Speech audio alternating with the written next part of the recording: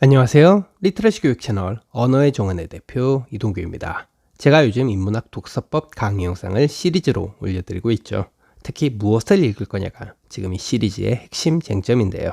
그래서 바로 직전 강의 영상에선 우리가 속칭 죽은 지식에 속지 않는 공부법, 한마디로 지식의 최전선에서 논의되고 있는 아카데믹 담론들을 공부하는 법에 대해 말씀드렸습니다. 그 영상 말미에 제가 예고를 하나 했죠. 지식의 최전선을 알 수 있게 해주는 아주 좋은 책 한 권을 소개해드린다고 했어요. 그래서 제가 오늘 이렇게 가져왔습니다. Science is culture. 과학은 문화다. 직역하자면 이런 뜻이 되겠죠. 여러분들 혹시 통섭이라는 말을 아시나요? 아니면 학제적이란 말은 어떠신가요? 이게 쉽게 말해서 융합된다는 의미죠. 여러 학문이나 이론, 여러 분야의 지식 정보들이 상호 교차하면서 새로운 사실이라든가 새로운 당위들을 창출하는 겁니다. 이 책은 그러한 지적 작업의 일환으로 탄생한 책입니다. 시드라는 매거진이 있는데요. 무척 진보적인 잡지예요. 이 정치용으로서 그런 진보가 아니라 아카데믹 의미로서 진보를 말씀드리는 겁니다. 이 시드는 첨단의 지식을 통섭적으로, 융합적으로 다루는 잡지라고 해요. 물론 저도 이 매거진을 본 적은 없는데 이 책 서문에 그렇게 소개되어 있더라고요. 그래서 이 잡지 시드가 시드 살롱이라는 걸 기획했는데요. 다양한 분야에서 활동하는 최고의 지식인들 또는 전문가들을 둘씩 선정해서 그 두 명이 서로 대담을 하는 자리를 마련한 겁니다. 그리고 그 대화를 기록했습니다. 무려 5년 동안요. 이 Science is Culture라는 책은 바로 그 대화의 기록물이라고 보시면 됩니다. 그래서 이 책 안엔 엄청나게 많은 학자와 전문가들이 나와요. 무려 44분이나 되고요. 둘씩 짝을 맺어서 대화를 나눈 통섭, 융합 주제들도 22개나 등장합니다. 예를 들어 이런 주제들이에요. 지금 화면에 보이는 게 목차인데요. 의식이란 무엇인가? 시간이란 무엇인가? 기후 문제, 전쟁 문제, 꿈, 과학, 인간, 자유의지, 창의성, 복잡계, 소셜 네트워크, 무한이란 무엇인가? 이런 등등. 이렇게 우리가 인간이란 존재와 인간이 구축한 문화를 이해하고 또 이 세계, 우주의 본질 및 미래 사회를 통찰하는 데 도움이 되는 아주 중대한 인문학적 주제들이 정말 그득합니다. 자, 우리가 이렇게 지식의 최전선에 놓인 담론들, 학술적인 쟁점들을 아는 게 왜 중요할까요? 전 이른바 해상도라는 비유를 하고 싶은데요. 이렇게 좋은 메타 컨셉이 담긴 책들을 읽으면요. 살면서 세상을 좀 더 선명하게 볼 수 있게 돼요. 문자 그대로 삶의 진상들을 훨씬 깊고 진하게 해석할 수 있게 되는 거죠. 아주 간단한 예로 의식의 문제만 봐도 그렇죠.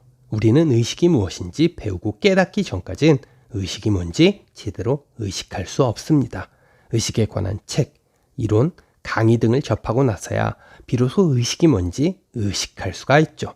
또 의식의 본질에 관한 메타 컨셉이 머릿속에 잡히면 의식과 직접적으로 연계된 사항들만이 아니라 간접적으로 연결된 현상들까지 포섭하는 능력이 생기죠. 우리가 의식의 문제를 이해하고 나면요.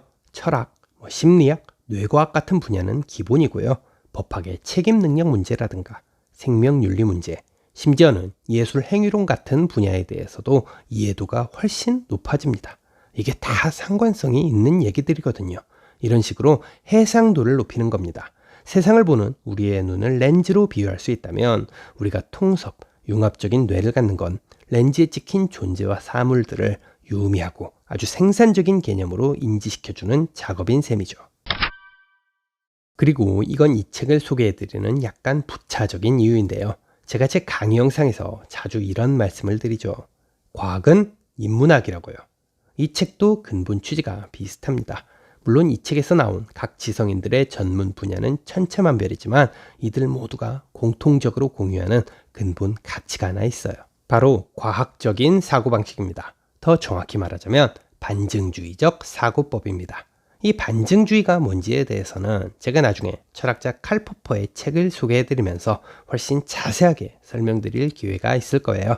일단 오늘은 그냥 간단히 증명할 수 있는 것들을 중시하는 태도, 그리고 내 주장이 틀렸음을 반대자들이 팩트로 입증해낸다면 그걸 적극적으로 인정하고 수용하는 태도, 이 정도로 거칠게나마 이해하시면 좋을 듯 합니다. 그래서 이 책에 나온 전문가들 중에 상당수는 본인들이 과학자가 아님에도 불구하고 자신이 하고 있는 일에서 추구하는 가치관이라든가 또는 일을 대하는 태도 측면에서 상당히 과학자스러운 스탠스를 취하고 있어요.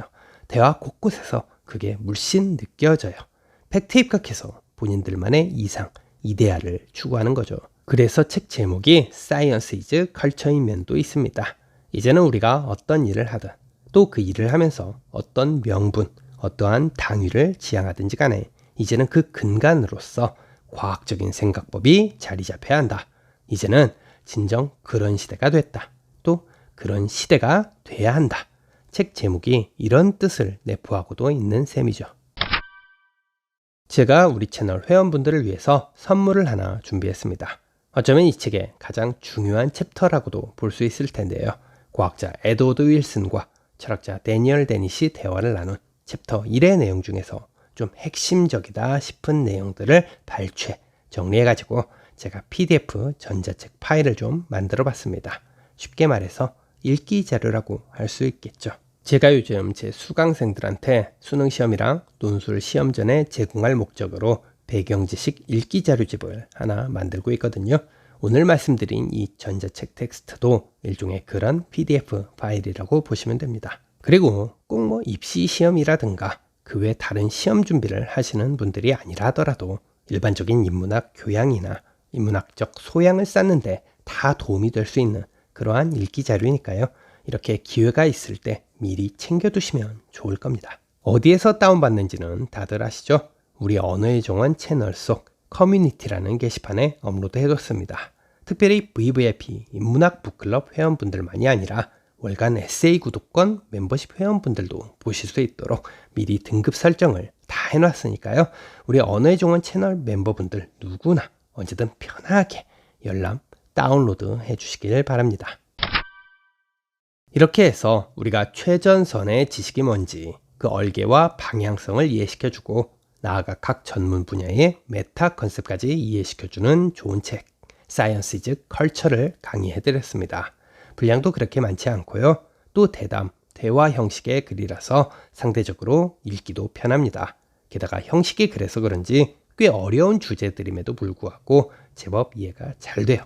특히 이 책을 읽고 나서 이 책에 나온 학자분들의 대표 저서들을 하나씩 찾아서 공부한다면 아주 효과가 좋을 겁니다. 제가 대학 때부터 많이 써먹었던 방식이거든요. 꼭 한번 여러분들도 이번 기회에 실천해 보시길 바랍니다.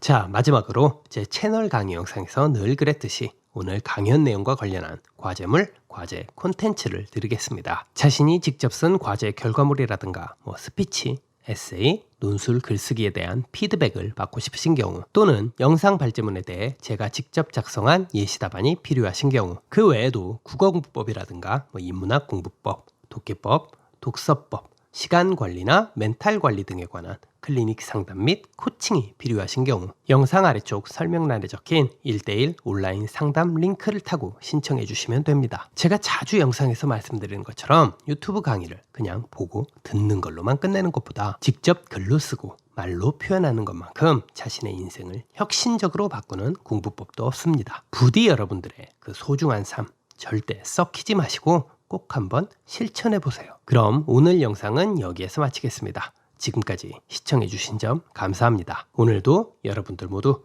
지적인 하루 보내시길 바랍니다.